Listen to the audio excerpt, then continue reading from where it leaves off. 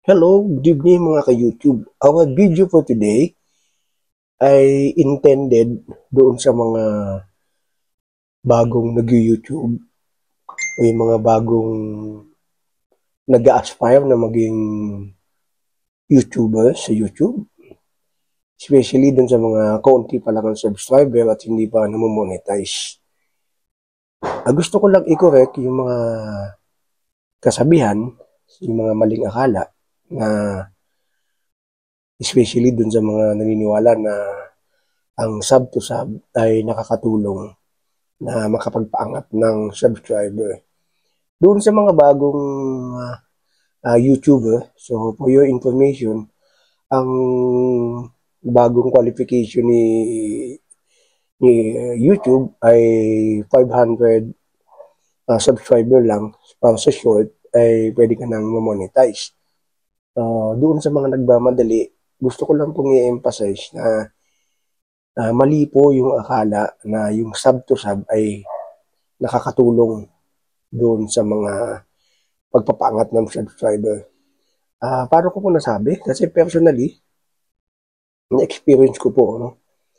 Nung, I admit na dati, nung hindi ko pa din alam yung mga ganyan, nauto din ako, no? Nagsasub to sub din ako, na ganyan. Ngayon din ako mga pinipm na, sub tayo. So, yung nagsasubs naman. Pero, recently, napapansin ko nawawala, naubos, halimbawa na minus 5, minus 2, minus 10, ganyan. So, most recently, kaya ko naman ginawa itong video na to kasi na-experience ko mismo. Nag-post ako. So, ganito pala, no? Mag-concentrate tayo sa paggawa ng content. Kami mag-asawa, gumawa kami ng isang dance, yung APT dance ni Jose at Bruno Mars.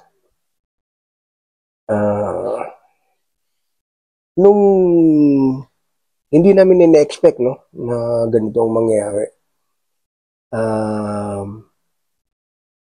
10 days ago, 10 days ago, yung ginawa nga namin yung APT dance at nagulat nga ako na nagkaroon ako ng dun sa dance na yun, nagkaroon ako ng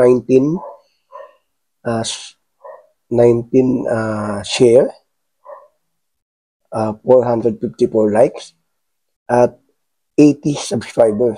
Dun lang sa dance na yun, sa isang dance na yun, yung dalawa kami.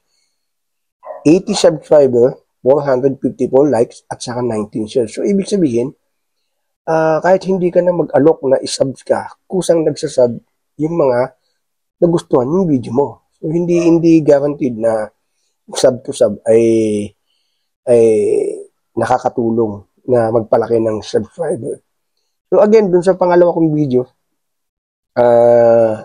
yung wife ko naman, nagsayaw din ng siya lang mag-isa. APT dance din na ni Jose at ni Bruno Mars. So, dun lang sa isang dance niya, so nagkaroon siya ng 3 share, 159 likes, at unexpected, meron uli akong 33 subscriber. 33 subscriber. Imagine, hindi naman ako nag-aalok, no? Pero, hindi naman ako nag-i-invite. Pero, binibigay niya kusa. Ibig sabihin, nagko-concentrate lang talaga si YouTube dun sa mga sinasuggest na sa viewers. At kusa naman nagsasubs yung mga taong nagustuhan yung ginawa mong video. So, yun lang guys, no? Na-share ko lang. Ito meron pang isa. Nung birthday ko, nag-post din ako, no? Ayun, nakaano din ako ng 2 subscriber doon. Tapos meron din 22 likes. Tapos yung video ko na isa na yung picture pala na pinost ko. A short video din pala yun. Siguro mga 5 seconds lang. Nagkaroon din ako ng 1 sub at saka 3 likes. So, yun guys, no?